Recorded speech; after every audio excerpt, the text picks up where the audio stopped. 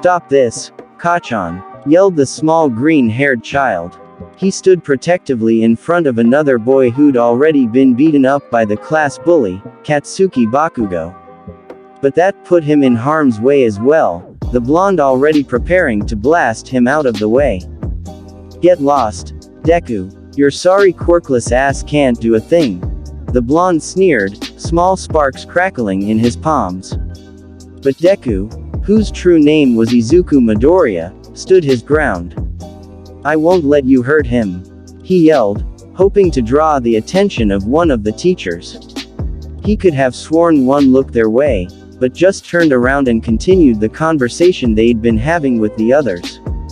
So much for that. Izuku would receive no assistance, he had to stand alone against the now enraged Katsuki. Oi, Deku, are you really ready to take a beating instead of this kid? He asked. Izuku couldn't verbally answer, but the newfound determination in his eyes spoke volumes. Katsuki laughed loudly at his bravery and proceeded to overpower Midoriya, hammering him into the ground. 10 minutes passed before Katsuki and his gang of bullies left Izuku lying brutalized on the ground. He stared up at the sky wondering how it all came to be. How could he and Katsuki go from friends to enemies? The answer lied in their DNA. Had past experts been asked what they believed the next step of human evolution would be, none would have proposed a mutation allowing for superpowers. And yet, this strange phenomenon occurred and was eventually referred to as a quirk. In just a few generations, almost 80% of the world's population had one. And yet, Izuku Midoriya was one of the unfortunate 20%. Your son is quirkless. Flashback. Izuku couldn't wait to find out what quirk he'd have. Would it be his mother's ability to attract objects? His father's fire breath? Maybe they would combine, giving him pyrokinesis. Or maybe he wouldn't take after either parent and would instead have a completely different power, one that was super smashingly awesome all on its own. But instead, he was told 4 blunt, cruel words instead. The same words that had just replayed in his mind. Your son is quirkless. For days after visiting the doctor, little 4-year-old Izuku asked his mother repeatedly, Mom, can I still be a hero like All Might? After first seeing the pro hero's debut, all he'd ever wanted was to emulate the man who everyone called the symbol of peace. But his mother was unable to answer him at first. When she did, she turned to face her son before wrapping her arms around him tightly. I'm sorry, it's my fault, I'm sorry. It confirmed his fears. She didn't believe in him either. But young Midoriya's misfortune didn't end there. Hey, Izuku, when will your quirk show up? One of the children in his daycare asked. But Katsuki just scoffed. Haven't you heard? He doesn't have a quirk. I guess now you really are a useless Deku.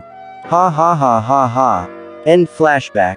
As Izuku lay in the dirt, his body aching from Katsuki's latest beating, he remembered how painful it had been to hear such cruel things from people he trusted, people who were supposed to be his friends. It was in that moment of recollection that he came to a gruesome realization. A realization that every child eventually comes to understand as he grows up. All men are not created equal. It was a bitter and harrowing truth for someone so young to accept, but he knew that if he ever wanted to succeed in this world, if he was going to achieve his dreams, then he would have to do it by himself.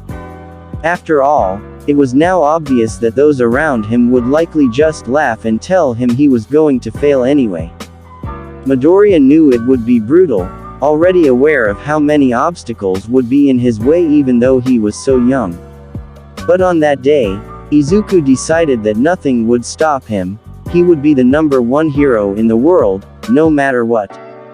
10 years later, Izuku strolled down the street, making his way to Aldera. He was in his last year of junior high there and knew that today they were going to be reviewing their high school applications. He'd applied to UA, the best hero school on that side of Japan, even though he's aware that everyone would make fun of him since they all believed he was a quirkless nobody. As he made his way to the entrance, he spotted Katsuki and his gang waiting for him. He smirked at their stupidity. They'd been pulling the same stunt without success for the past year and a half. He wasn't going to be caught off guard by them today or ever. A rapid, short breeze swept across the street and he was gone. Idiots. The three bullies were none the wiser, however, impatiently waiting for their target to show up. Damn it. There are only 5 minutes until class starts, he should have already been here. Are you sure you didn't see him come in earlier? Katsuki asked in agitation, looking down at his posse of extras. I'm sure, Bakugo. I've been here since before school even opened, he hasn't come by yet. The teen with bat wings and a chubby figure answered. They gave up and headed to class, only for the boy who could grow his fingernails super long to pause and pale when he got to the door. Katsuki noticed and stopped walking as well, pinching the bridge of his nose. Deku is already in the classroom, isn't he? He asked, doing his best not to blow a fuse. He'd save that for Midoriya. The rest of their classmates backed away from the door, sensing his wrath. Izuku's table was straight ahead, the boy completely engrossed and concentrating on the notebook he always carried around. Bakugo was going to burn that thing once he was done squishing the little pest that owned it. Katsuki charged up explosions in his hands and took off, sailing through the air to nail the sorry bastard, or so he thought. A split second before his fist connected with its target, Deku vanished from sight and the window opened. Everyone looked up just in time to see Bakugo flying out of the newly created opening before falling straight into the water container below, startling the carps that had been swimming peacefully. The students ran to the window, watching as he surfaced and spewed out water. He looked up to find them laughing at him, all except Deku. Instead, the boy jumped down and offered him a hand. Are you alright, Kachan? Do you need any help? He asked, his face blank even though his eyes were showing signs of concern. Bakugo, however, ignored the boy's kindness and swatted his hand away, climbing out himself and pouring the water from his shoes. Their teacher leaned out as well, shouting down at them. Katsuki, after you get changed I'm going to call your mother about using your quirk in school. Izuku, you're going to serve 2 weeks of detention for pulling stunts. Now, both of you get back inside. Katsuki grinned triumphantly, calling his mom. Sure, he was going to catch hell at home, but that was a slap on the wrist compared to Midoriya's punishment. He turned towards him, half prepared to see him crying. The Deku he'd always known always cried. But all he saw was a blank expression, the bastard didn't even wobble his lip. He couldn't help but wonder what had changed in Izuku. The once almost frail, easily pushed around, crybaby quirkless Deku was seemingly outsmarting him and suppressing his tendency to let his emotions get the better of him. It couldn't have been a quirk, those only manifested in young children. But something was definitely different. He contemplated this rapid maturation in Midoriya's skills and personality for the rest of the day, fully intending on calling his ass out once more. Just as the final bell rang, he turned in his chair and shouted. Deku. But all that he found was an empty seat, another strong breeze rushing through the classroom and scattering everyone's papers. He grunted in confused irritation before getting ready to hang out with his group of extras as he usually did. Izuku happily strolled to the convenience store to pick up cereal and spices for the katsudon his mom was preparing for dinner. He had just made it into the underpass when a manhole cover opened, a giant blob of green slime crawling out. Damn it, he's right behind me, I need a medium-sized meat suit to get away, there. It spoke. Oh boy, it noticed me. Izuku thought as its form created tentacles that immediately sped toward him. He vanished though, avoiding the attack with ease. What? Where is he? It exclaimed, turning to find the teen staring at him curiously. Stay still boy, this will only hurt for about 45 seconds and then. Izuku wasn't listening though. He was preoccupied with wondering if the villain's near-liquid constitution meant that it was resistant to physical attacks and if it could survive being blown to chunks. He only refocused when he realized that it was moving to attack him again, this time with the intention of covering his entire body. Without hesitation, Midoriya cocked an arm back to send a punch, only to be interrupted by a hulking figure jumping out of the manhole as well. "It's all right now because I am here," the man yelled, his voice easily recognizable as Izuku's still favorite hero. He jumped towards the villain with incredible speed, readying his arm as he unleashed one of his signature attacks. Texas Smash. The criminal was blown away instantly, Izuku watching from the sidelines with hidden admiration and a touch of irritation. "Damn it. I had it. I apologize for getting you involved, young man," All Might stated, "but I admire your courage. You stood your ground, and I respect that. Now, just a moment, please." All Might moved to scoop the villain into his soda bottle, turning back to Izuku after he was finished. The boy was wildly writing in his notebook, mumbling under his breath. So, he could be blown apart as long as there was enough physical force, and he could survive being in pieces like that. If you aren't as strong as All Might or can't deal a powerful blow like that, then his only weak spot is his eyes, since they are the only solid parts of his body. I wonder if mutter. Ehem. "Excuse me, young man. What are you doing?" asked the completely bamboozled hero. "Oh, right," Izuku gasped, "you're still here. I sort of take notes on every quirk I see so that I know how to deal with it if I were to come across it again in the future when I. The pro could see the apprehension start to spread over Midoriya's face. "Is there something wrong, young man?" Izuku inhaled deeply, trying to calm his nerves. "All Might, can someone without a quirk become a hero like you?" All Might was honestly surprised by the question. He'd been asked all sorts of things before, everything from details about his quirk to what his favorite ocean fish was, the clownfish, if you were wondering. But this was the last thing he was expecting. He knew what he had to say though and looked at Izuku, his famous smile slowly diminishing. "I'm sorry to have to tell you this, young man, but being a target for villains every day, it just wouldn't be possible to survive without a quirk. So, in my good conscience, I must say that. No, you can't," he explained gently. He'd expected to see sadness on the teen's face, possibly even tears in his eyes. But all he saw was a bitter understanding, disappointment, and anger. "Yeah," Izuku responded hotly, "I figured you'd say that. Next, you're going to tell me to become a policeman, firefighter, or something else, right? I'd hope that maybe, you would be different, but I guess you're all one and the same." All Might was taken aback by the venom dripping from the boy's voice, but a moment later it was all gone. I'm sorry, I let my emotions get the better of me. Anyway, could you sign my notebook?" Midoriya continued quickly, forcing himself not to feel the painful sting of rejection once more. He held out the notebook and pen he had expectantly, being sure to seem as sorry and grateful as possible even though that wasn't at all how he was feeling. The pro hesitantly agreed and wrote his signature across 2 pages.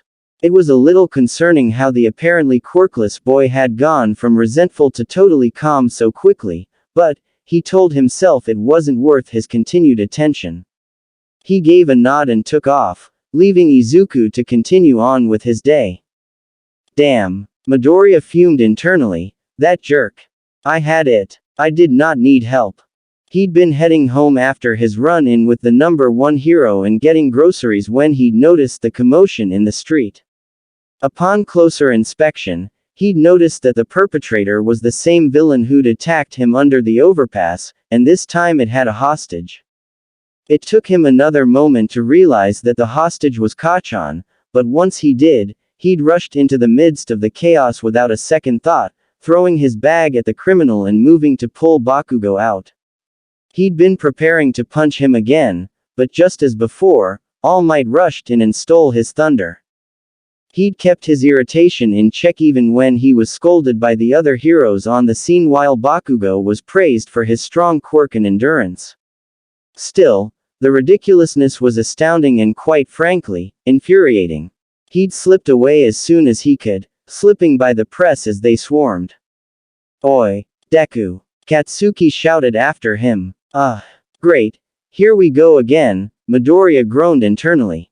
"Don't you think for a second that I owe you or anything? I don't know how you got there so fast, but I don't care. You're still a nobody to me." But as he yelled at his once childhood friend, Katsuki wondered, how did he get there so fast? Izuku simply flipped him off and continued walking, completely done and far too fed up with everything to deal with the explosive blonde at the moment. He was relieved that no explosions followed him, suggesting that Bakugo had decided not to retaliate and had gone on home. "Good. I'm already late as it is. I am here. Oh, for Christ's sake." Midoriya thought with exasperation. He just couldn't seem to catch a break that day, not that misfortune was particularly abnormal in his life. He stopped walking and waited impatiently for the pro to speak again. "I escaped the reporters as fast as I could so that I could catch up to you, young man. I would like to speak with you," All Might explained. Despite how much he really just wanted to get home, Izuku nodded. "All right, go ahead." Steam suddenly erupted from the man's body, covering his large form momentarily. As it cleared, the once strong, muscular figure was replaced entirely by a skinny frail blonde with sunken eyes. He looked more like a skeleton than a human. "What has happened to you? Are you a fake? An imposter? Stop right there," All Might boomed. "This pathetic form is the result of an injury I received during battle. The fight was never publicized, but my wounds were substantial. I ended up losing my stomach and permanently hurting my respiratory system. Now, I can only be a hero for up 3 hours a day, a time limit that's lowering steadily. That's what I want to talk to you about, young man. Now, what's your name?" Deku could only sweat drop at first in response. "Izuku Midoriya." All Might grinned widely and began shifting back into his heroic form. "Right. Young Midoriya, today I demolished your dreams and told you that you couldn't do something, but I was wrong. When asked, why did you save someone or do a heroic deed, all of the heroes answer with, my legs moved on their own. I saw that in you today. So, young Midoriya, I would like to correct my previous statement. You can be a hero. Okay." Izuku responded blankly. "And I have chosen you to inherit my power." All Might finished excitedly, the pride in his voice and posture almost sickening to Deku. The teen paused as he took in the hero he'd idolized, finding that he was far less enthralled by him than he once had been. He'd asked All Might if he could be a hero and the man had said, no, just like everyone else did. Midoriya swore to himself he'd prove him wrong. He'd prove them all wrong, and he'd do it without taking the shortcut. No. Nani. The old woman cleared her throat, still astounded herself by the conclusion. As hard as it is to believe, Izuku Midoriya does not appear to have a quirk. However, there is more peculiarity than just his speed and strength. His white cells seem stronger. His red cells can carry more oxygen. On a hunch, I attempted to infect some of his blood samples with viruses and his white blood cells disintegrated them within minutes, even the ones we tried to cure for decades. The faculty turned towards Midoriya, finding that he still had a near-emotionless mask planted firmly on his face. The only hint of anything else was the barest hints of smugness in the depths of his green eyes. So, he spoke, if I've finished these ridiculous extra tests, can you tell me what I scored on the entrance exam? Nezu had to get his bearings before he answered, still just as blown away as everyone else by the news. Of course, you scored second highest in the written portion with a 97% and first in the practical with our highest point count in history, 247 villain points. However, since we were secretly awarding rescue points as well, you ultimately scored a grand total of 293. Izuku looked satisfied with the information, deciding it was best to take his leave then since it didn't appear they had anything more for him to do. He'd taken his first step in proving everyone wrong and had no doubt about his acceptance to UA. He could go home, relax, and enjoy the last few days of his summer vacation before starting at his dream school. Commented on how obvious of a ruse the threat had been. 1. Izuku Midoriya. 2. Momo Yaoyorozu. 3. Shoto Todoroki. Same as in manga, anime only everyone goes down a spot since Izuku is first. Bakugo was shell-shocked. He wasn't first. He wasn't second. He wasn't even in the top 3. But Deku was. The little nerd had scored first place. He'd dominated every single test they'd had and beat Bakugo's scores by miles. He seethed silently for a moment, explosions just beginning to crackle in his palms. How? He thought. Deku doesn't even have a quirk. He was always the one receiving beatings from me, always cry no. He stopped crying almost a year and a half ago.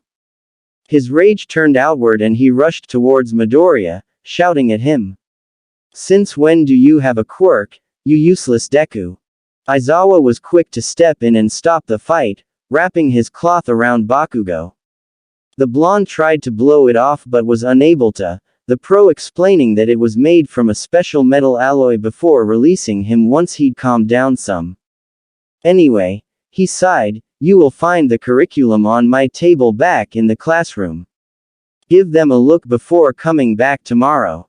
The students began walking back to the changing rooms after their oddball teacher had left, some looking at Izuku in awe. Yaoyorozu and Iida caught up with him, starting a conversation. I'm impressed, Midoriya-san. I would have never guessed that you would have possessed such an incredible quirk. Could you tell us more about it? Tenya asked. Izuku was about to respond when the speakers crackled with an announcement. Could Mr. Izuku Midoriya please report to the principal's office? I wonder what they want to speak with you about Midori, Yaoyorozu started, her statement ending abruptly when she turned to the mentioned classmate only to find him gone. All that was left was a quick, strong breeze sweeping past them. Izuku knocked on the principal's door and waited until he heard the quiet, "Come in," from the other side. The office was modernly styled, with the principal himself in the corner making tea. Ah, Mr. Midoriya, it's nice of you to report here so quickly. Although, with your powers, it is probably easy as there are no limitations on campus. Speaking of which, what do you plan to tell your classmates? I've already been made aware of your scores on Aizawa's quirk assessment test and I have no doubt students will have questions. The mouse stated. They probably do, Izuku responded, tension building in his chest. He knew where this conversation was heading. But I don't plan on answering, my secrets are mine and mine alone. Nezu frowned at the declaration. But wouldn't it be better to confide in someone? If you try to bottle it up, you'll all what? Explode. Won't be able to handle it. Midoriya interrupted hotly. With all due respect, Principal Nezu, that is a load of bullshit. The mouse blinked in surprise, taken aback by the harshness coming from the young man before him. Before he could comment, however, Midoriya was speaking again. For years, I tried to find someone that I could trust and confide in. When I was young, I talked to other children in the park, desperately trying to form a connection. About 95% of those attempts ended the moment I couldn't show off a quirk, and the other 5% showed me a pitied kindness that ended when I'd talk about being a hero. Some just walked away while others called me stupid or crazy. I was even beaten on occasion. When I was too fed up with people my own age, I moved on to adults, heroes, he explained, almost shaking with frustration. I figured that since they were older and more mature that they'd understand. Death Arms, Backdraft, Edgeshot, they all said the same thing, that I couldn't be a hero because I didn't have some stupid quirk. Even All Might blew me off until he saw me act heroically just once and then suddenly he wanted to help. I actually thought he believed in me. But no, he just wanted to give me the power that would put me on par with everyone else, or something like that. So, no, I don't trust anyone. Midoriya sucked in a heavy breath once he'd finished, but soon realized exactly what he'd done. The principal was giving him an understanding look, one that made him want to leave immediately. In short, I don't need or want to confide in anyone, I'll take my leave now. Izuku left in such a hurry that he completely missed the person behind the door. All Might stepped in slowly, clearing his bloodied throat. How did the talk go? Worse than I had hoped, but better than expected. The mouse responded. I learned quite a bit about your troubled student, though I admit there is still far more that I don't yet know. I think it would be wise to hold off on offering him tutelage, Yagi. For now, continue to focus on a successor if you've found one. I haven't yet, sir.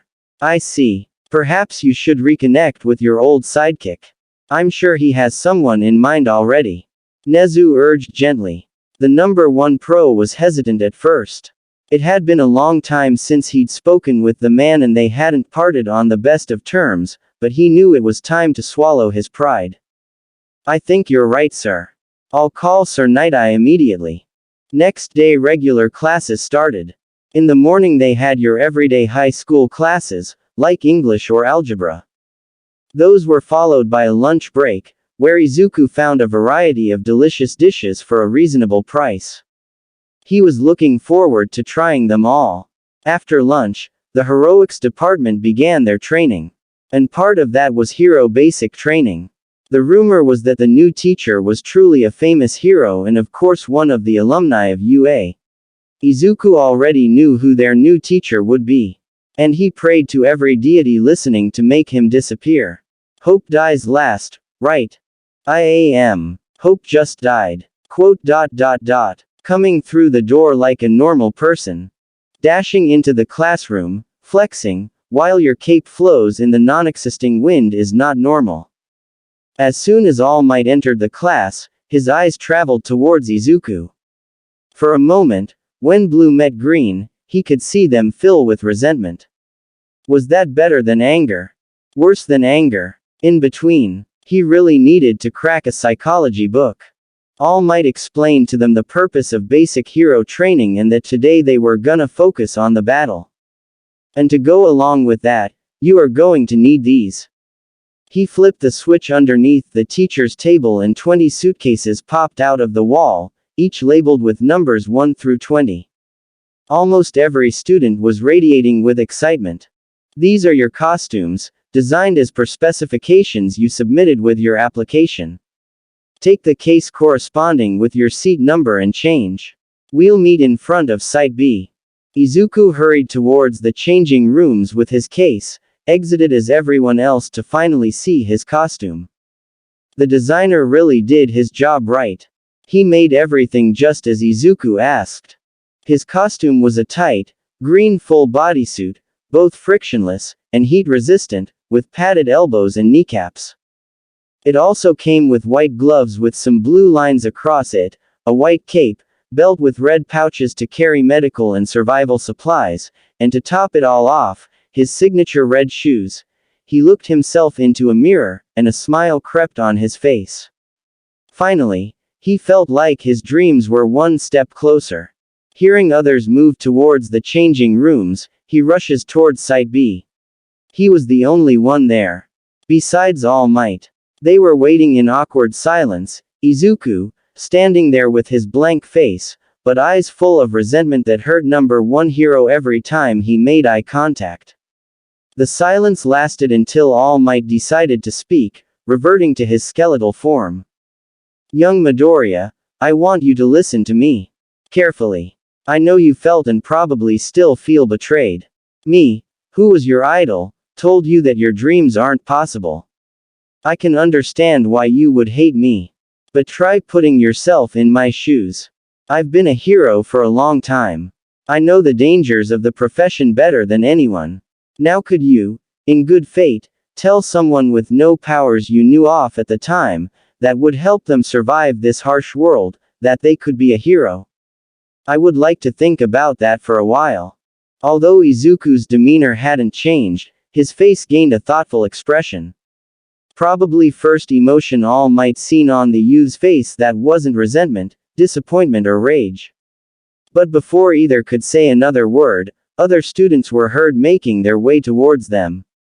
All Might quickly shifted into his muscle form and struck a heroic pose, his cape once again fluttering in the wind that wasn't blowing. Iida and Ochako made their way to Izuku, Ochako praising Iida for his cool costume. He caught on their conversation as they closed in on him. But, Uraraka-san, I think your costume is much better and much more original. Mine is just a copy of my brother's. No, Iida, your costume looks great. And mine's not that good. Because of my bad direction, it ended up being a skin-tight suit. She rubbed the back of her head, embarrassed, but then they both took a look at Izuku. Iida commented first. I must say, Midoriya-san, you choose practicality over impact, seems like a truly wise decision. I wish I would have thought the same. Uraraka just blushed slightly, eyeing how the tight fabric stuck to his muscles. Come to think of it, many of the girls were looking towards him with slight blushes. Izuku was suddenly very glad that he had something to cover his back, otherwise, the ladies would have something else to look at. Maybe skin-tight jumpsuit was a mistake.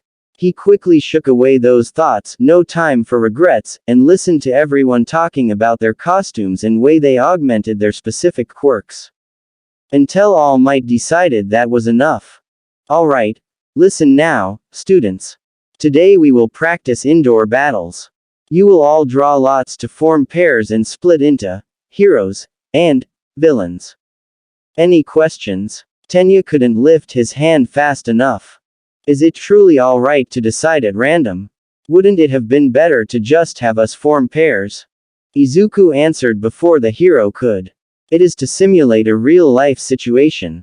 Heroes often don't get to choose who their partners are when disaster strikes. This is to learn us to plan on the fly and to think how we can combine our powers. All Might looked impressed, as did some of Izuku's classmates. Ahem, that is exactly right, young Midoriya. Now, he pulled 2 boxes out of nowhere. In the first box are 20 balls with numbers from 1 to 10. Those with the same numbers pair up. In the other box, there are 10 white and black balls with letters from A to J. White balls are for heroes, black balls are for villains. Again, those with the same letter are together. Izuku ended up with firing up decision maker that I found online. Ochako Uraraka, I shit you not, that really happened. Bakugo ended up with Eijiro Kirishima, who he immediately dubbed weird hair. Izuku pulled a black ball with the letter J. Katsuki pulled same, except white. When he saw they were to battle each other, he let out a feral grin. He was so gonna enjoy that. The only bright side for Izuku today was that they were gonna go last. Let's switch it up a bit on our first day. We will go to alphabetically. Backwards. Team J villains, please head into the building, you will have a 5-minute head start to hide the weapon. Hero team may look at the building blueprints. Now go. Izuku finally realized something. The universe hated him. He and Ochako headed inside of a building, finding the weapon in the entrance hall. Izuku looked it over, before turning towards Uraraka. So, wanna tell me more about your quirk? As Ochako began explaining, Izuku started grinning on the inside. He could certainly work with that. So, that useless Deku thinks he can beat me, now that he showed his quirk. Why didn't he used it before? Maybe. That bastard was looking down on me. He thought I wasn't even worth using his quirk. I'll show him. I'll be number 1. While Katsuki was having his internal monologue, Kirishima was looking at his rage-filled face with worry. That wasn't the face of a hero. But he decided to ignore it in favor of memorizing the building's blueprints. As soon as All Might announced the beginning, Bakugo plugged in his earpiece and used explosions to launch himself towards the entrance, not caring what his teammate does. Kirishima just looked after him in worry, before he sighed to himself and walked towards the second floor. Bakugo was now walking, having decided that conserving strength was his best bet. He searched 3 stories so far, and yet no signs of Deku. And it was starting to piss him off. Constantly ready to blast something or someone on in his way, he finally found his target. Izuku was at the end of a long hallway, sitting on a stool. As I predicted, you've come after me. I must congratulate you, King Explosion Murder, you took less time than I expected. It took a full second for Katsuki to realize, he was just acting, mainly since Izuku still kept his face blank. But, still, using his hero name he thought of in middle school, talking like a villain. He was not taking this seriously. He was mocking him again.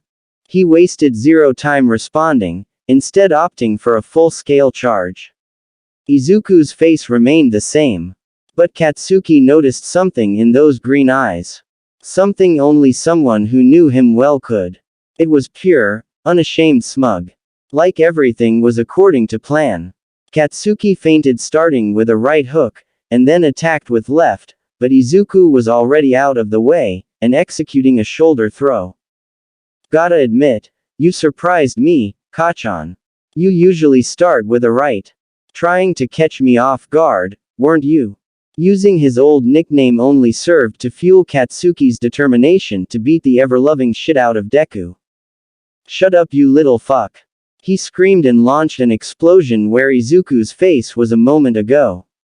But Izuku was already behind him and tapped him on the shoulder. He truly was mocking him. I have to say, Kachan, I'm disappointed. I expected more from a hero who was to surpass All Might. Maybe I should take the number 1 spot. Again he dodged an explosion and attacked him by kicking him in the abdomen. Katsuki was flying down the hallway, blinded by pain, before recollecting and stopping himself with his quirk. He was sure that he had the advantage in ranged combat and was ready to use it. But Deku was once again behind him, tapping on his shoulder. Damn it. How is he so fucking strong? And fast? How is he better than me? Katsuki was forced to weigh his options. But just then he received a signal that his gauntlets finished charging. A grin crept on his face. He just got a game changer. Alright, you shit-faced Deku. Think you're some hot shit now that you have a strong quirk. He hasn't noticed how Izuku twitched at the word, quirk. Then let's see you survive this.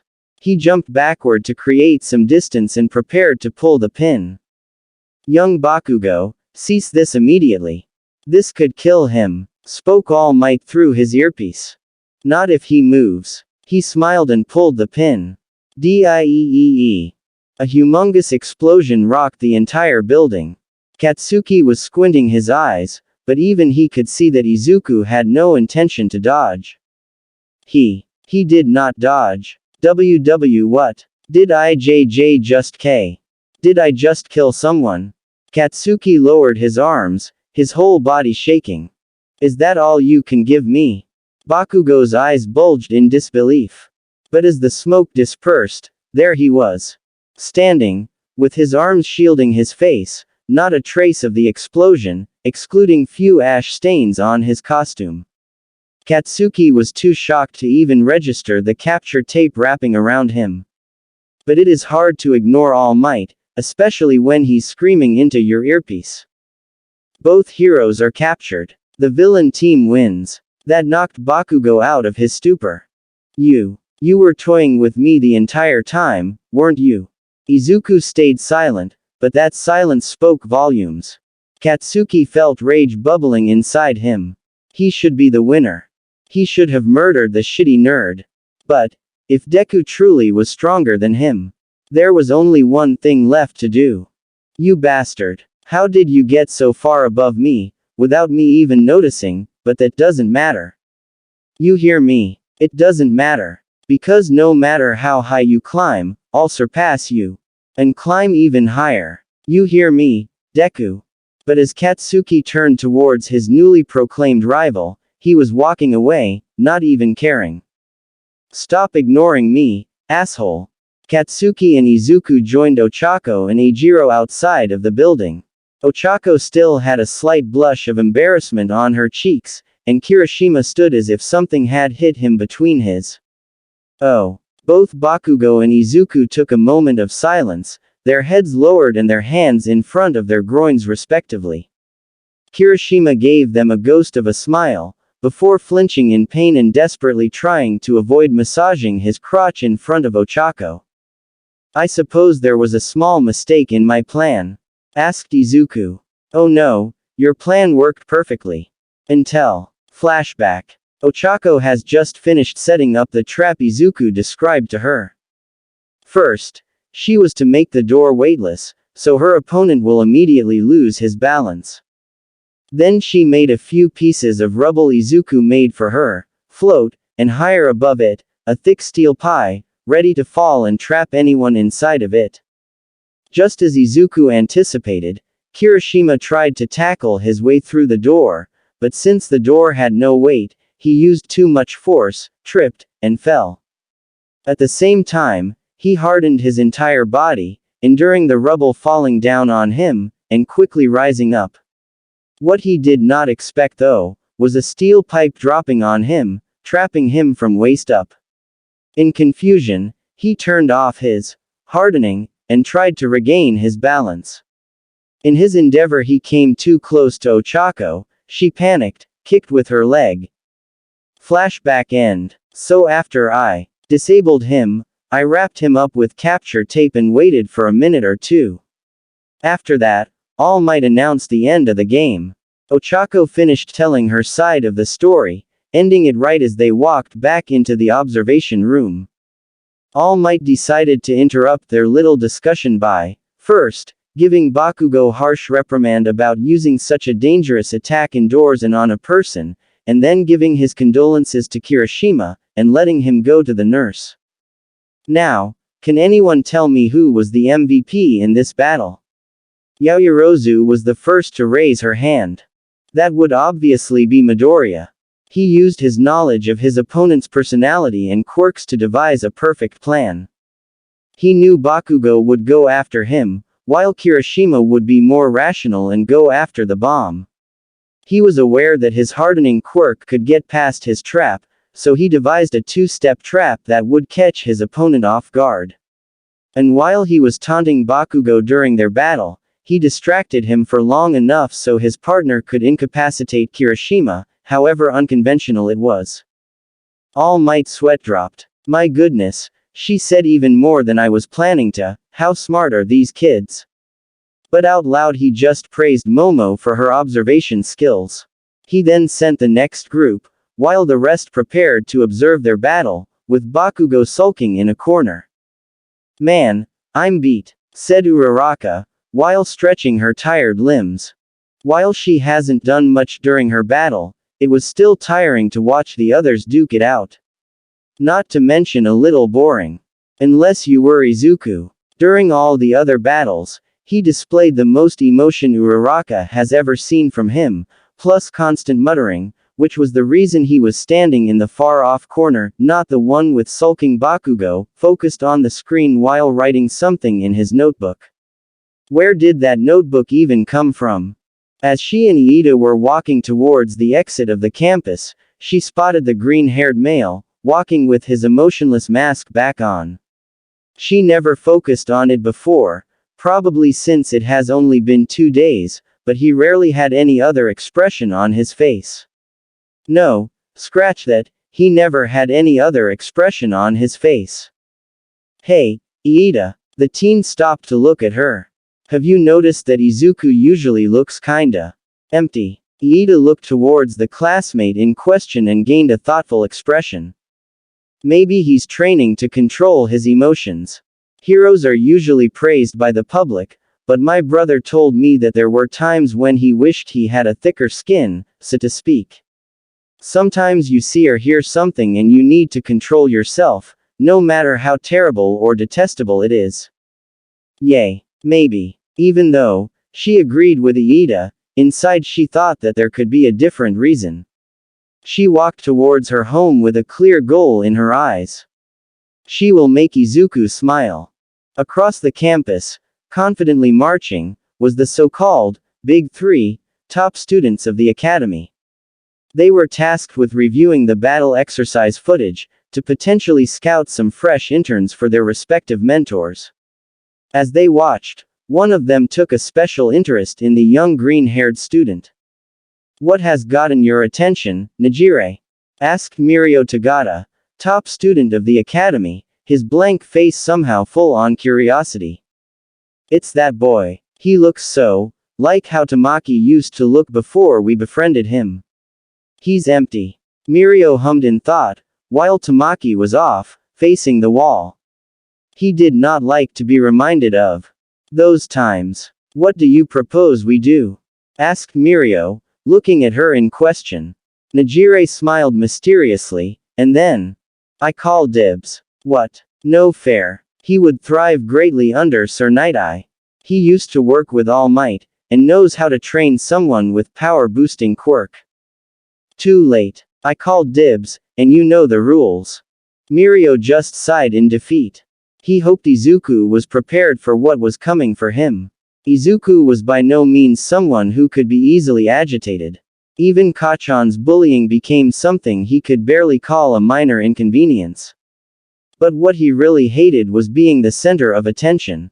And since he made it a point to always be early, he got the full brunt of the reporters, preying on All Might in front of the UA entrance. He was swarmed with questions about All Might's teaching methods and other less relevant questions. Thanks to his quick thinking, he rebounded them by telling them he was from General Ed, and they abandoned him like he was contagious. But that did resolve in him being a little cranky. Also, he could have sworn he saw a blue-haired girl spying on him from behind the window. That was weird. He hid it behind his emotionless face, as he walked towards the main building. But the day has only started. Aizawa stood over the class, holding a stack of papers. "I reviewed All Might's report on yesterday's battle practice. Bakugo." The blonde looked at the teacher with some annoyance. "Grow up. Stop wasting your talent." The blonde just scoffed but took Aizawa's words to heart. He was gonna be number one and surpass Deku. "Anyway, today during homeroom you will." That made students scared. "Will there be another test? A pop quiz? Will he just expel them? Pick a class president." Everyone blinked. And then, "I wanna be the president. I want to be a leader. During my administration, girls will have to show 30 centimeters of thigh." It seemed like every student had their hand up. Except for two. Todoroki because, who knows? And Izuku because he didn't care. Quiet down. Being a class president is a great responsibility, but ambition does not equate ability. The sacred position requires the trust of the class they are leading. So I put forward the motion that we elect our president. Others just looked at Iida, and some remarked that his hand is raised the highest and that they're not a Congress. "I think we don't know each other well enough to properly trust someone," said the girl with frog-like features. "Yay, and won't everyone just vote for themselves?" asked Kirishima. "But you see, that is precisely why the one elected will be the best suited for the job." He turned to Aizawa, who was already snuggled into his yellow sleeping bag. "Will you allow this, sensei?" "I don't care, just hurry with it." Iida politely asked Yaoyorozu to create a voting box. He tallied the papers and he counted the votes. The end result was Izuku Midoriya, 2 votes. Momo Yaoyorozu, 2 votes. Iida Tenya, 1 vote. Iida looked heartbroken. "I see. I have failed to gain the trust of the class. I am not appropriate for the office. Next, we'll vote for Midoriya or Yaoyorozu." The whole class took a few minutes to vote, or in Bakugo's case raging that someone voted for Deku over himself. Iida collected the votes again and counted them, and the result was Momo Yaoyorozu, 10 votes. Izuku Midoriya, 9 votes. Great. So your president is Yaoyorozu, and your vice president is Midoriya. Class dismissed. Throughout the rest of the day, Izuku was looking very thoughtful. His crankiness rose up even further since everyone was congratulating him on his position, which he did not even want, and it seemed, even teachers were only asking him questions. Teenager stuff. It wasn't until lunch when he finally got some alone time. But that went down the drain after Uraraka sat down opposite of him, and of course, Iida following her sat down beside him. So, Mr. Vice President, Izuku inwardly cringed at that. How does it feel? I didn't even want the position in the first place. I voted for Yaoyorozu since she seems like the smartest among us. Well, I voted for Iida first, since he seemed right for the job, glasses and all, but in the second vote I decided to go with you since you were the one to devise a plan to capture Kirishima. That's gotta mean you're smart, right? Said Uraraka. Iida looked at her gratefully, before adding his 2 cents. I also voted for you both times, since after what Uraraka-san told me you were right for the job. I did not know this made you unhappy. I humbly apologize. Izuku waved it off, digging into his fried rice, while Yokoko looked at Iida curiously. Iida, the way you talk. Are you a rich kid? Iida looked slightly embarrassed by her question, but Izuku answered for him, without even looking away from his fried rice. His last name is the same as Hero Ingenium, pretty famous hero, who operates in Tokyo and employs 65 sidekicks. Both have the same quirk as the past members of the Iida family had. Based on his and Ingenium's age he must be his brother. But by the observations in the past, you are already reaching closer to speeds your brother had when he debuted, which leads me to think that mutter. Iida looked gobsmacked. Midoriya has just told everything he was planning to say and more, and also remembered to compare his speeds during the battle exercise and his brother's debut. Ochako also looked surprised, since she did not expect Izuku suddenly start muttering and writing something into his notebook. Which again appeared out of nowhere. Iida tried to say something but was interrupted by the screeching sound of the alarm. Level 3 security has been breached. All students evacuate in an orderly fashion. All hell broke loose. All of the students immediately panicked, completely disregarding the ending statement. Ochako was about to be swarmed over. She closed her eyes in terror. Until she felt someone touch her palm and swing her on their back. When she opened her eyes she saw the familiar green hair of Izuku, while he was still holding onto his fried rice. You really think that you should be eating right now? She yelled in his ear. Izuku just looked at her with mild agitation in a rare show of emotion. 1. It's a waste of good food. 2. Can you really expect me to eat in all this noise? Yay. I'd expect these people to act more civilized and rational. They're in UA, aren't they supposed to be smart? A person is smart. People are dumb. Both cringed from a particularly loud screech. Izuku had it. Okay, that's enough, I've gotta stop this. He looked around and saw another flying student a little ways from where they were. He vaguely remembered her from this morning but decided to push those thoughts aside. With a wave of his hand, he managed to get her attention. Hi there. How are you floating? Why did you call me over? Do you need my help?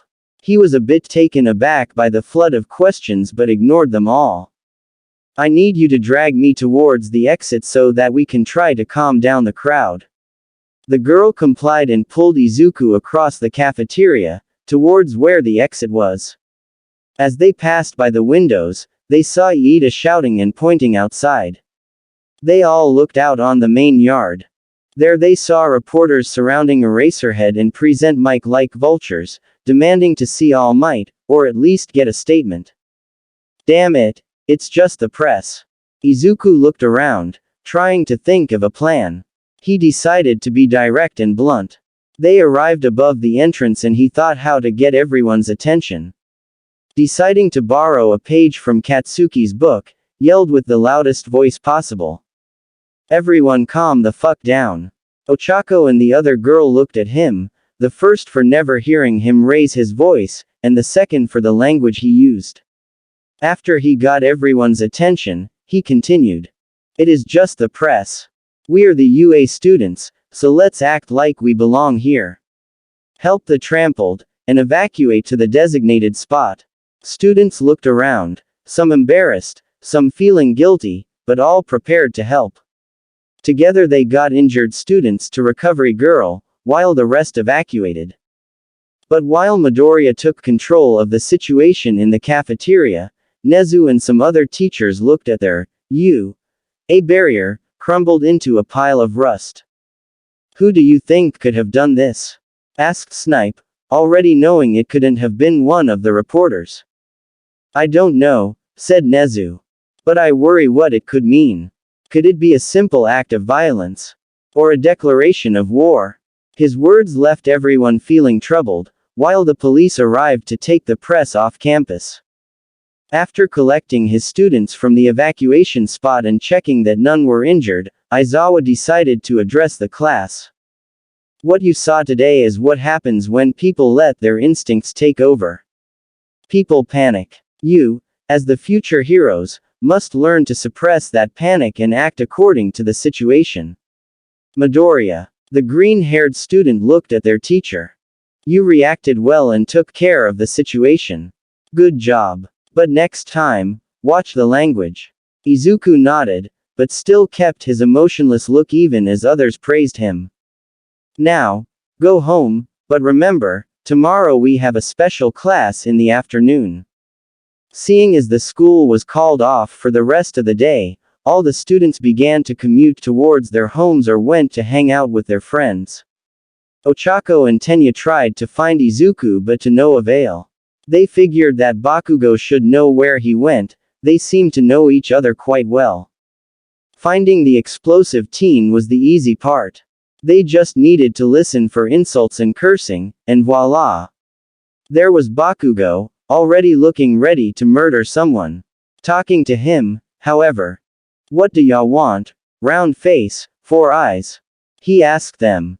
We were wondering whether you knew where Midoriya was. Asked Uraraka quickly before Iida could discuss Bakugo's tone. Hell if I know. I haven't hung out with that nerd since we were both 4. Our mums meet on occasion, but that's it. He walked away, leaving them in an empty hallway. Ochako tried to not let the disappointment show on her face, but Iida knew better. Look, Uraraka-san, I know you're worried about him, but maybe all he needs is time.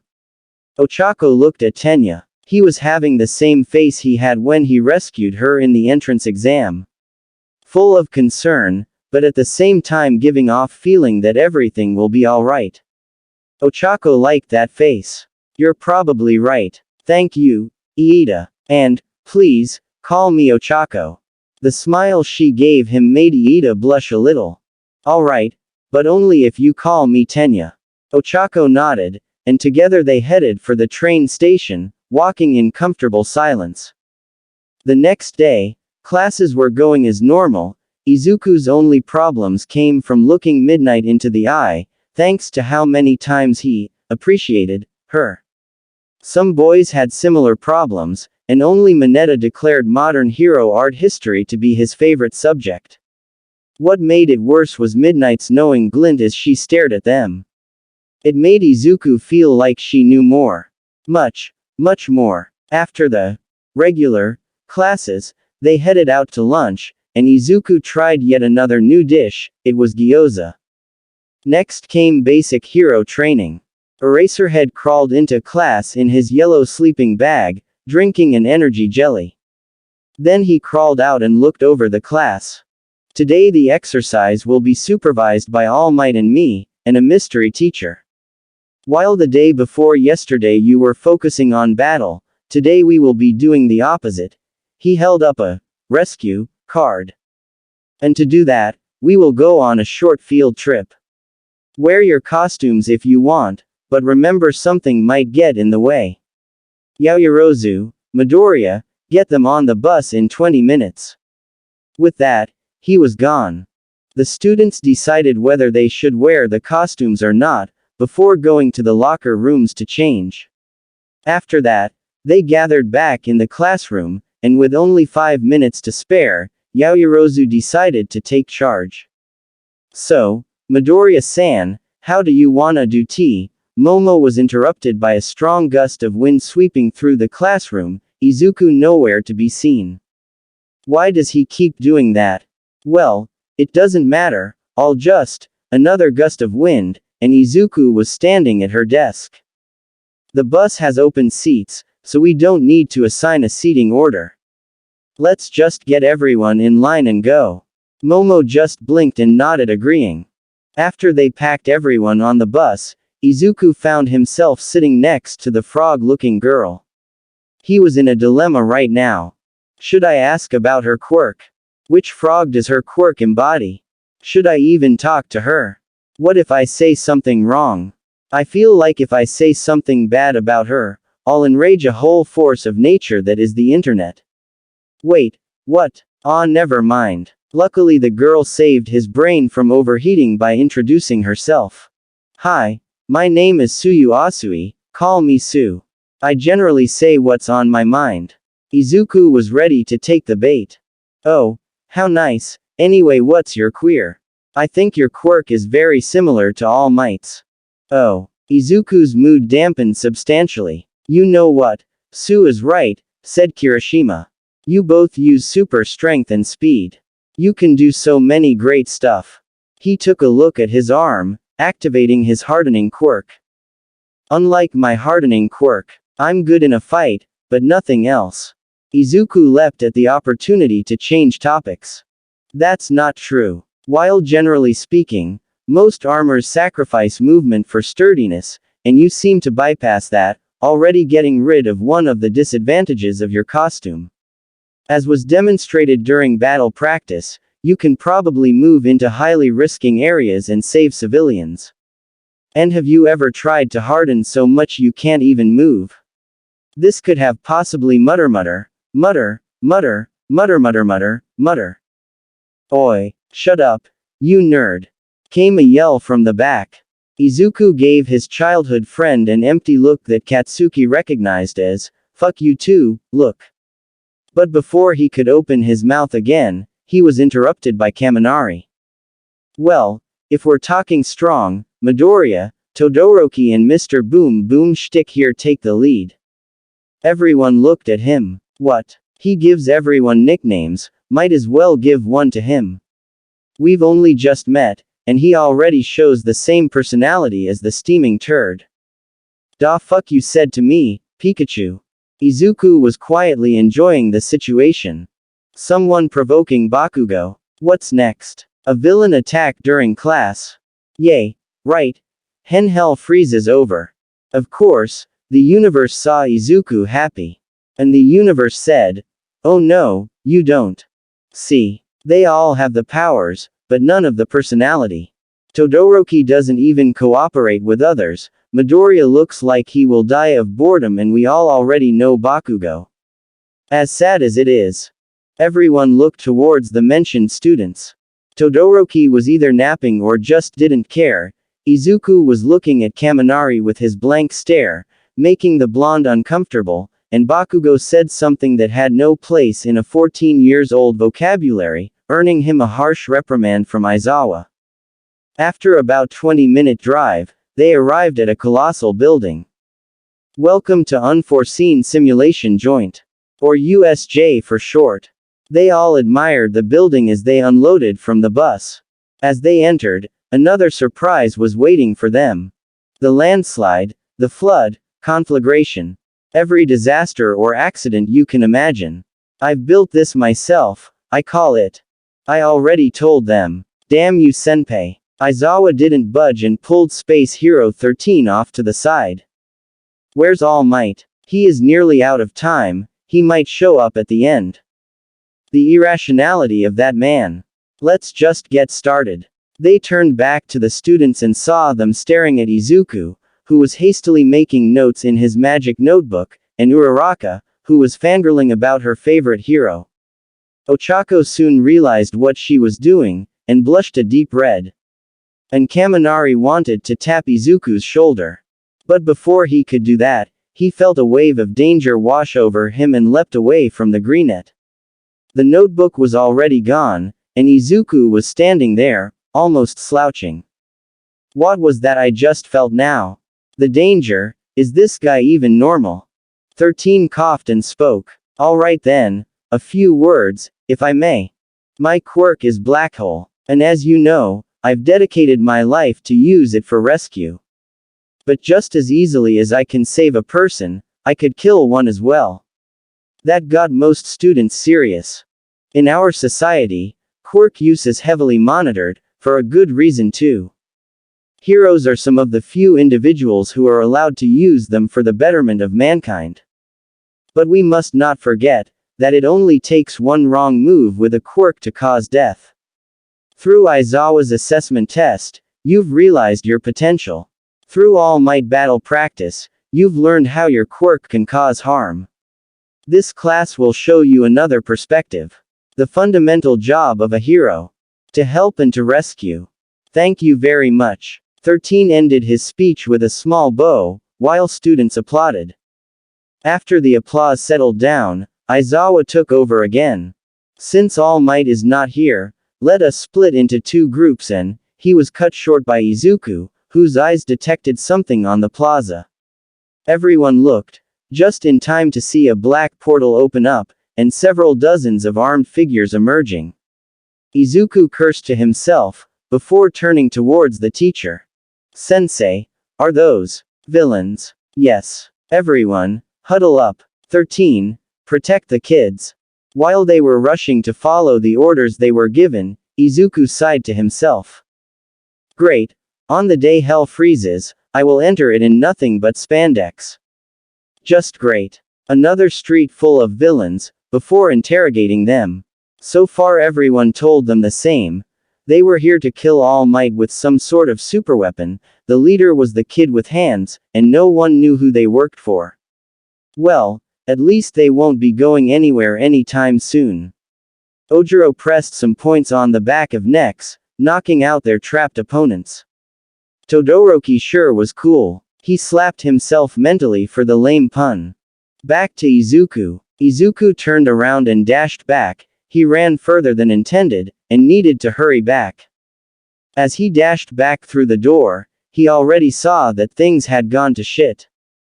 The Space Hero 13 was laying on his front, back of his suit torn up, with a pair of floating gloves, and the student Izuku met on his first day, Mezzo Shoji, standing next to him. There was also the pink-skinned girl who was launching acid at the warping dude, who just created portals and warped it away. Izuku decided he needed to take control. When the villain was distracted, he, lightly, punched him in the back of the neck, effectively knocking him out. The girl stopped hurling acid, and her face lit up. Midoriya, I knew you wouldn't abandon us. Izuku hated to be rude, but he had no time to chit-chat. I'm sorry to be rude, but what happened?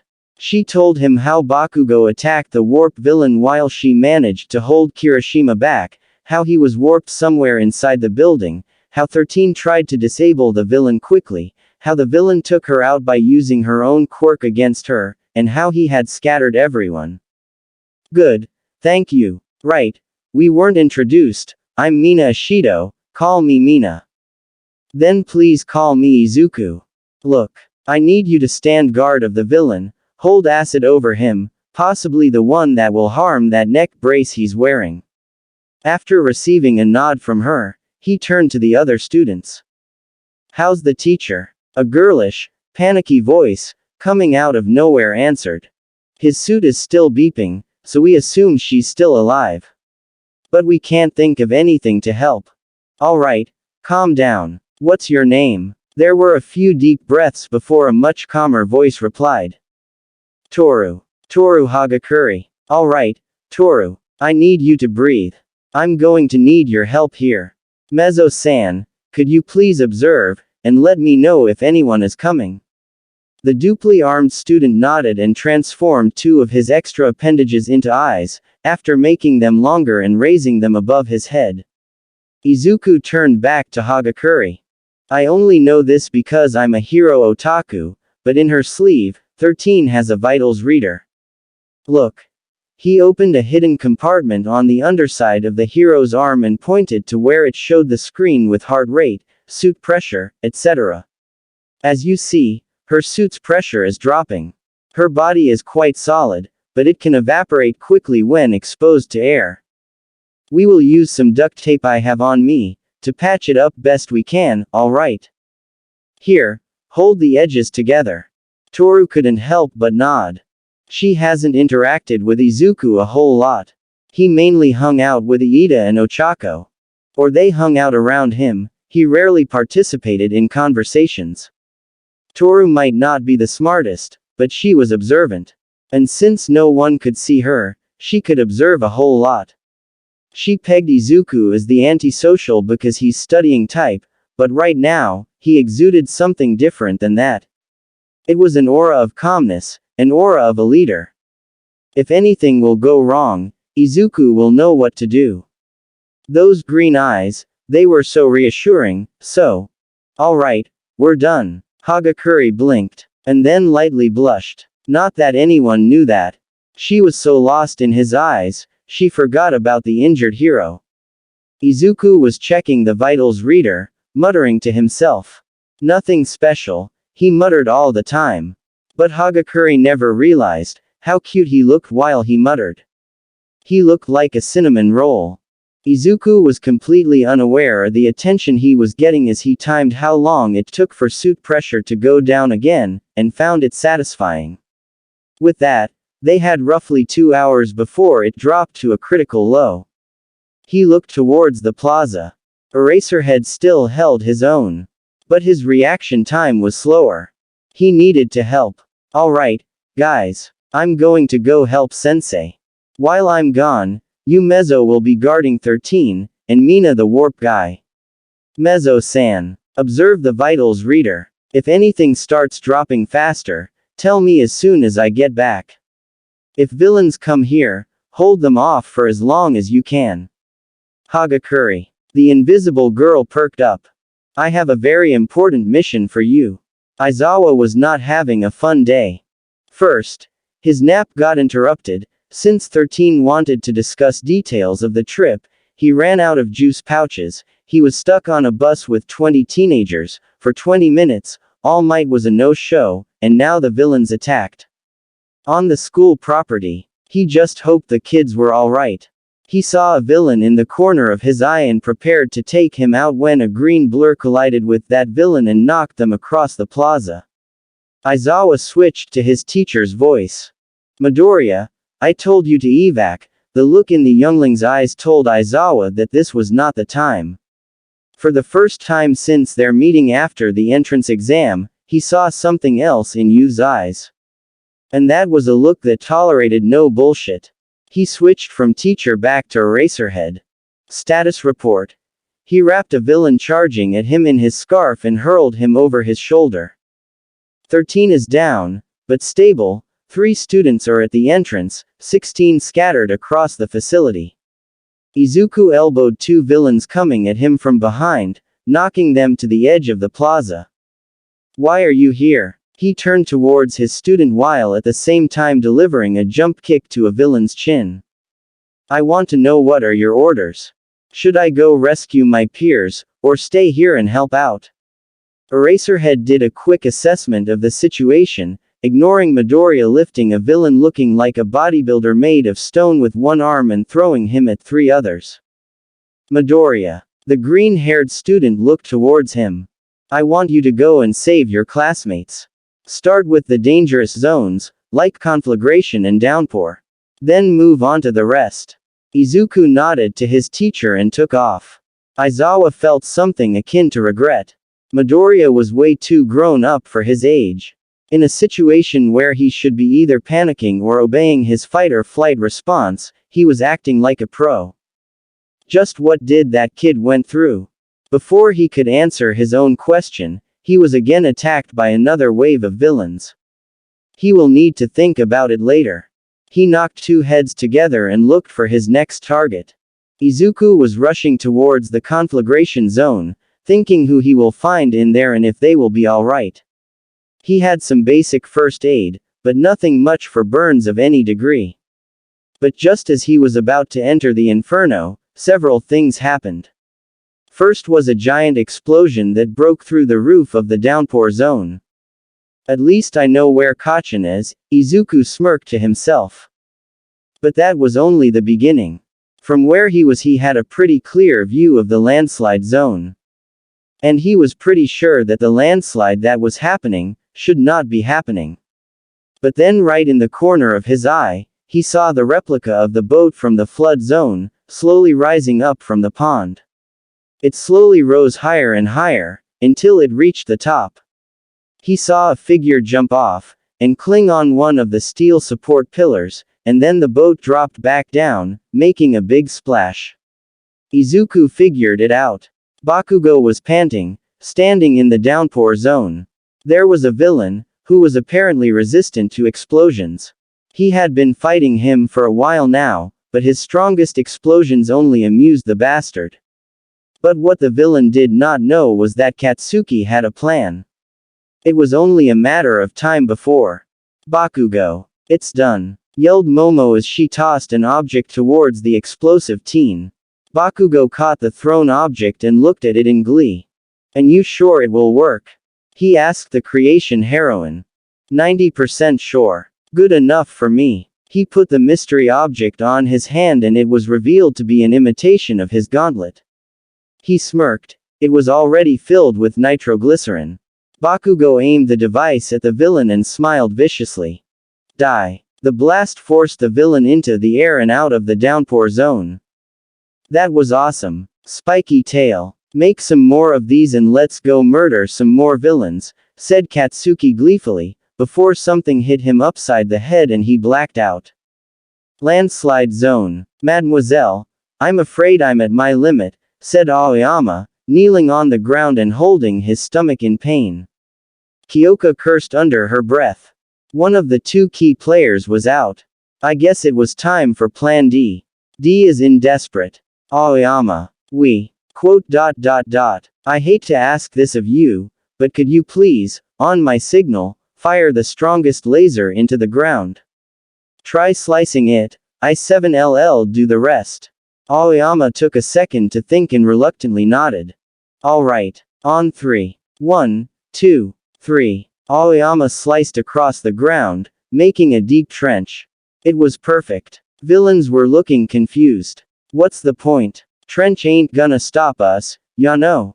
Oh, I know. The point was that now I can do this. She turned towards her classmates. Cover your ears. She then plugged her earphone jack into the speakers on her legs and blasted full volume. Ground shook, and cracked, and began sliding. Quickly villains learned what was the point of the trench. Landslide, yelled those at the front, before being overrun by the moving earth. Kyoka heaved harshly but grinned. They made it. Earthquake zone. Todoroki saw an explosion in the sky and heard rumbling from the zone next to theirs. He quickly called to his classmate. Ojiro, it's time to go. Alright, but where? Suddenly the intercoms around the whole facility came to life, as a girly nervous voice came through. Would all the scattered students please return to your original starting point? Ahem. I repeat, would all the scattered students please return to the starting point? This especially applies to Mr. Boom Boom Shtick.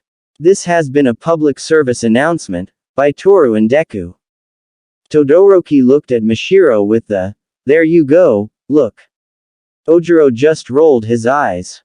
How do we know it's not a trap? Because Deku is what Bakugo calls Izuku. We learned that during the quirk apprehension test. And Mr. Boom Boom Shtick. Kaminari made that up during the bus ride here. No way villains could know that, said Todoroki. Ojiro was surprised that he even knew that. He never looked like he was paying much attention to the class. Alright. Just needed someone to confirm it. They walked away, leaving the unconscious, slowly thawing villains behind. Conflagration zone. Kaminari was panting on the floor. Suddenly his vision was filled by a capped boot, rushing towards his face. He barely managed to dodge it, so it hit his shoulder instead. He also tried to discharge some electricity but to no avail. He couldn't discharge enough to shock anyone before it would go out of control and fry everyone around him. Tokiyami was right beside his classmate, doing his best to dodge the punches and kicks, while Dark Shadow was crying in a corner, surrounded by fire. It was time to do something. And Kaminari will hate every second of it. Fumikage, I have a plan, but it will hurt you a lot. Can you do it? Kaminari was impressed by the determination of his fellow classmate. Alright, get ready. Indiscriminate shock 1.3 mil. Before Kaminari could finish, a green blur rushed past them, knocking out all the villains. Kaminari smiled. That could only be one person. The cavalry is here. More like a tank, said Fumikage, helping his friend get up. But before either could move, they were both scooped up by Izuku and carried outside. While trying not to pass out, Kaminari managed to ask about the status. We have secured the entrance and backup is on the way, everything will be alright. Kaminari smiled at that, and then let his consciousness slip away. Entrance. Mina was walking up and down, almost pulling her hair out in frustration. I can't believe he got away like that. Mezzo, who was watching her pace around with one of his appendages, finally decided to speak. It's not your fault. I also was startled by the explosion. Yes, but you didn't let a villain go. I did. Izuku will be so mad. He'll understand. I sure hope so. But their talk was interrupted by Momo, waving to them from the bottom of the stairs. And behind her was Shiro, dragging a hog-tied Bakugo who had iron cuffs and boxes on both of his arms. Luckily he was unconscious, otherwise, they would surely be treated to some of the more juicy expressions of his dictionary. As if they haven't heard enough. Yaomomo, where were you? Mina jumped on her friend. What happened to you, and why is Bakugo tied up? Yaoyorozu proceeded to explain everything that happened in the downpour zone. When Mina wanted to explain what happened to them, Shoji alerted them that someone's coming. Everyone tensed up, preparing for combat, but were relieved to see Izuku, carrying two of their classmates. I've got here Kaminari and Tokiyami. I see you managed to drag Bakugo off the battlefield. Lie to him when he wakes up. It will be better for everyone. Mina, where is the warp guy? Mina tearful explained how she kept the watch on the guy, how the explosion distracted her for a second, how the guy warped away, and who she managed to at least pour some acid on the metal plate. After she was done, he wore his usual emotionless expression, so she looked to the ground, trying to hold back a sob. I'm sorry, Izuku. You trusted me with this job and I failed. I'm truly sorry. Before she could ramble on, Izuku placed one hand on her head, in consolidating gesture.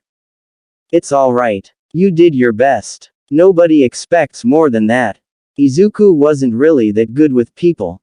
Mainly because his interactions mainly consisted of bullies and his mother. But he tried his hardest and by the looks of it, he succeeded. At least partially. Now, before I go. Yaoyorozu. Take these. He threw her some survival bars from his belt. These have sugar and fat. Eat and make as many first aid supplies as you can. Got that? After receiving a nod, he turned towards Shoji. How many classmates can you see? The duply armed student looked around and answered. Todoroki and Ojiro seem to be alright. Jiro and Koda are already coming towards us, they are avoiding the plaza. Koda is carrying Aoyama. I don't see Mineta, Sato or Kirishima. Tsuyu and Ochako are already here. Ribbit. Call me Sue, said the frog girl as she landed in front of the group, with a big green Ochako on her back. Good to see you, Sue. Your plan to escape the villains was pretty clever. Thanks, Ribbit. But Uraraka was the one to think of it. She muttered to herself. Think like Izuku for about 5 minutes, before coming up with the plan. Great. So we have all the zones accounted for except for Mountain Zone. I'll head there. The rest of you, guard the Prez, she is the most important right now. Class 1. A nodded with determination, while Momo blushed in the background. Izuku nodded back and off he went, leaving a trail of wind behind. Mountain Zone. Kirishima was tired. Like really tired. He could keep his hardening on for 2 hours tops when he wasn't being attacked. And it has been 20 minutes since they have been dropped on this mountain. 15 since Mineta ran out of balls and passed out, maybe 10 since Sato has been reduced to a child by his own quirk. And now here he was, standing in front of his fallen classmates, getting pummeled from all sides. He could drop any minute. He was so tired. His knees buckled, the villains cheered, but like hell I'll kneel over now. Besides, reinforcements are on the way. Villains surrounding him looked at him like he was missing a few wheels. Who are you talking about? Asked one of the curious ones. Before Kirishima could answer, they were all almost knocked over by a gust of wind. I believe he was talking about me, said a new voice behind them. Kirishima smirked. Took you long enough. I apologize. Now, take 5, while I take out the garbage. Kirishima sat down on the floor and took a few deep breaths as he watched Izuku dispatch the remaining villains with frightening ease. Not even 5 minutes passed, and he was done. Each of the villains knocked out of the floor. Here, eat this. He caught the bar Izuku threw him. It's one of those energy bars. It should give you enough to go for another round. Another round. I thought we were done here. Not yet. The main boss has yet to enter the battle. Eijiro didn't have to think of what to do. Alright, give me a sec. Kirishima wolfed down the energy bar and did a few stretches before nodding. Izuku loaded Sato and Kirishima on his back, while carrying Mineta at the front, and speed off. Back at the entrance. Is Izuku gonna be alright? Asked a pair of floating shoes and gloves, making everyone jump. For the love of Hagakure, you can't just sneak up on people like that, yelled upset Mina. The invisible girl hastily apologized, before repeating her question. I don't know. He's been gone for almost 10 minutes. TCH. Deku's gonna be fine, said Bakugo while rubbing off a nasty headache that Momo and Siro explained he got from a villain. And how are you so sure? Asked concerned Mina. Because he's coming here. Everyone looked to where Bakugo pointed and saw Izuku running towards them as fast as he could while balancing 2 bodies and carrying the third one. Those are Mineta, Sato, and Kirishima. Only the last one seems conscious, said Shoji. After Izuku came up to them, he looked at the setup. Momo was still in process of creating several rolls of bandages, while at the same time instructing Jiro and Kota how to wrap them around Kaminari and Fumikage. Ochako looked a lot better, and she explained that Yaomomo, as she called her, made her some pills.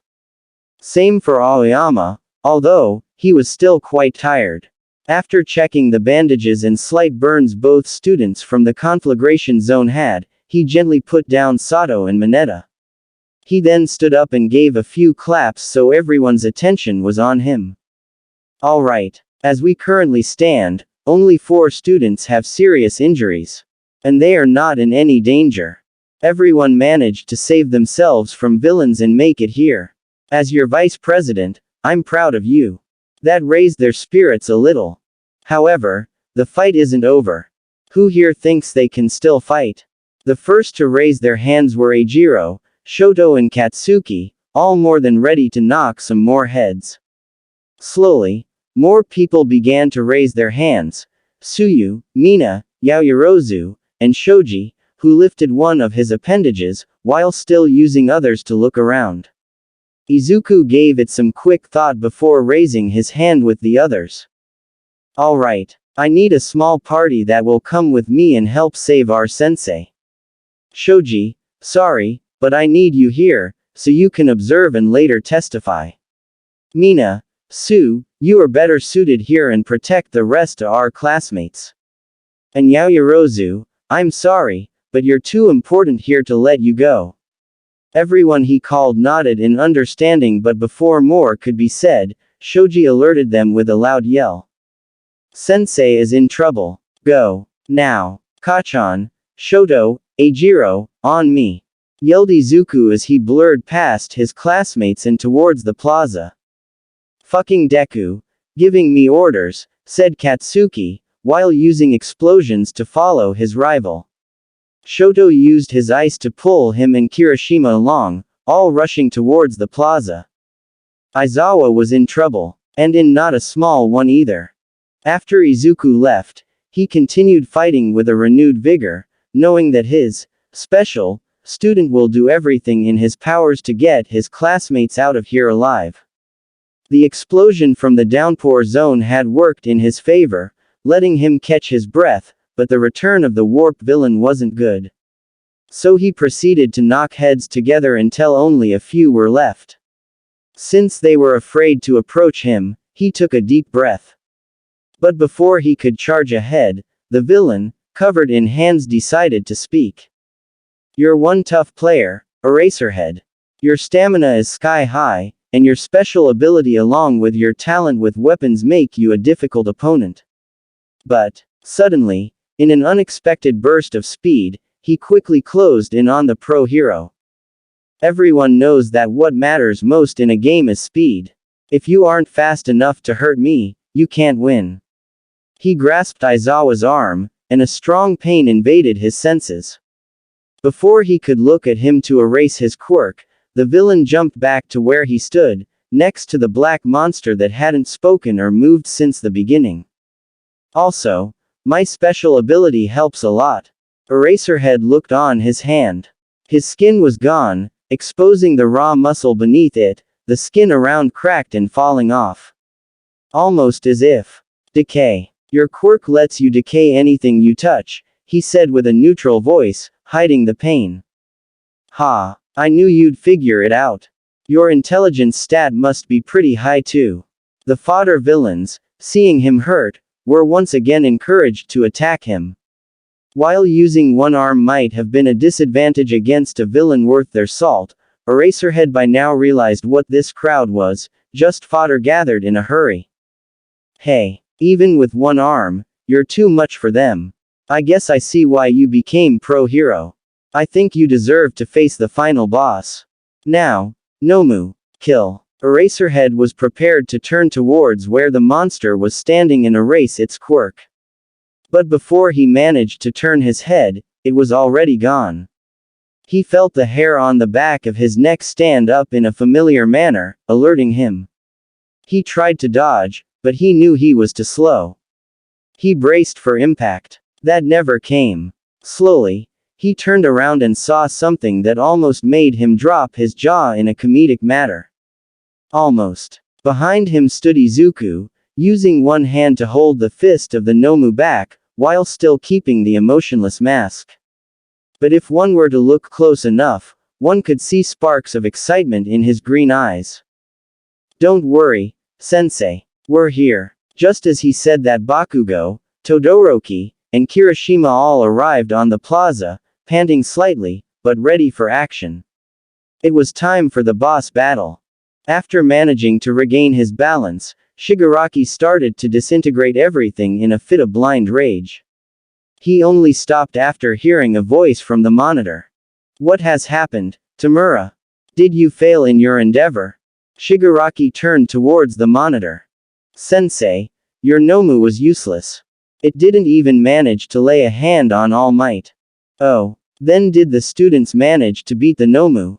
Looks like this year's crop is even better than I imagined. Tamura shook his head. Not. Students. Student. Only one. He matched Nomu blow for blow, and he still kept this blank expression on his face, like he wasn't even trying. And his moves. Sure kill move. Sonic normal punch. With one punch, B twisted Nomu's head and sent him flying outside the building before the thing exploded. Not even it will be able to come back. The voice behind the monitor was quiet for a minute. I want you to show me this student. Sports festival will be here soon. He interests me, personally. Tamura gave a short nod, before leaving muttering something about being tired. Kurogiri was also gone, trying to get his respirator back to working condition. The monitor stood there alone, in silence, before the voice sounded again. It seems we have both found our successors, All Might. Better hold on him, or I'll take him for myself, just like I took Tamura. After landing on the ground, Izuku turned towards his ex-role model. He noticed that he was panting slightly. How much? He asked, All Might needing no explanation what he was wondering about. 20 minutes if I don't use my powers, maybe. Go rest. I'll cover for you with the students. The number 1 hero nodded and sped off towards the break room. Izuku slowly climbed the stairs. After getting to the top, he was attacked by a pink missile. Izuku, you were so brave and strong, and you saved us. And Mina could not find words. Calm down. After Mina took a few deep breaths, she smiled at him. Thank you. I just did what a hero would do. Izuku kept his blank face, but inside he felt strange. It was a feeling unfamiliar to him. Suddenly there was a noise in a distance, and they saw a van with all the teachers. Aizawa was already there to greet them and explain the situation. Nezu came to him. You have my thanks, Mr. Midoriya. You saved everyone, showed a great understanding of hero protocol and kept a cool head. I must still reprimand you for disobeying a teacher's orders, but I believe Aizawa already has a punishment in mind. Izuku just gave a nod. The little animal walked away, but before he could, he heard the greenette mutter. The one you're searching for is in the break room. The principal gave a nod, his back still turned, before he walked away, together with Snipe and Ectoplasm, whose clones were already working hard on restraining the villains. The teachers had brought some supplies with them and Izuku soon saw a pair of floating gloves carrying a water bottle towards him. Teachers brought water, so I thought you might be thirsty. She offered him the bottle. He gave her a silent thanks, before slowly gulping down the cool liquid. It's funny, said the invisible girl. I was so scared before. Everyone was. But then you took control, you saved us, even fought that monster, you were not afraid. Izuku was quiet, sipping on the last drops. He realized that he must have been really thirsty. Hey, listen to me rambling. I guess what I really wanted to say was, thank you, for saving all of us. There it was again. The strange feeling returned. But now Izuku could recognize it. He hadn't felt that way ever since, well in a long time. As the gloves and shoes walked away, Izuku looked up to the sky. So that's how it feels, to be appreciated. Not long after the teachers had appeared, the police showed up. Izuku stood by passively, as they took the now cuffed and restrained villains into the many vans and drove them away. He refused a medical checkup, stating that he was unharmed. After doing some tests the medics saw he was indeed alright, and left him be. After getting their treatments, his classmates were all questioned by a man in a brown trenchcoat and a fedora, probably detective or something. He saw Nezu whisper something to the detective, and the man looked curiously towards him. Nezu said some other things, before walking towards him, the detective going inside the building. Some other policemen came to take his statement. After hearing what he had to say, he congratulated him for the incredibly detailed report, and for keeping a level head, which helped to eliminate any victims. 5 people were hospitalized, out of which all except 13 would be ready to attend school on Monday. Aizawa only went with them so that they could properly clean and patch the wound. After he was given clearance to go, he approached one of the buses that were driving students back to the main building. On his way, he was intercepted by All Might, skinny form. Excuse me, young Midoriya, would you like to take a ride with me? He pointed towards a small car, which had a school logo printed on it. They always keep some here, for emergencies. Nezu allowed me to borrow one, for today. Izuku looked at All Might. What All Might saw in his eyes, his face was still blank, surprised him. There was almost no rage left, but there was still bitterness and resentment in his gaze. Midoriya, not trusting himself to speak at the moment, shook his head. The pro-hero sighed. I was hoping we put that behind us. I guess I was a fool. I truly hurt you on that day. He wanted to continue, but Izuku was faster. To admire someone for as long as you are aware. For hoping that he will acknowledge you and your dreams. To finally get to ask him. Only to have it crushed in less than a minute. To realize not even your idol will believe in you. I thought about your words the other day, but I have hated you for 10 long months. I still do. Just a little less now, maybe. All Might thought about his words, while Izuku walked towards the bus that his other classmates occupied. Wait. The youth turned towards the hero in response to his cry. Why did you help me then? You could have just left me to deal with it. Izuku looked All Might into the eyes, then turned away and said. It was on my bucket list. Hearing that, All Might chuckled. He watched as the bus with kids drove away. Nezu and Naomasa approached him. To see All Might smile, after an event like that, I take it that you came closer to young Midoriya. Asked the furry principal. The number one hero just nodded. After, the detective decided to speak. I have read his statement. His potential is amazing. He will easily surpass you when he goes pro. Yagi, are you sure you haven't passed him one for all? The hero just smiled again and shook his head. No, I'm sure I haven't. That boy hasn't scratched the surface of his abilities. As far as successors go, I'm meeting Night Eye this weekend. He said he had someone in mind already. The other two nodded in confirmation, as they observed the bus leaving towards the academy.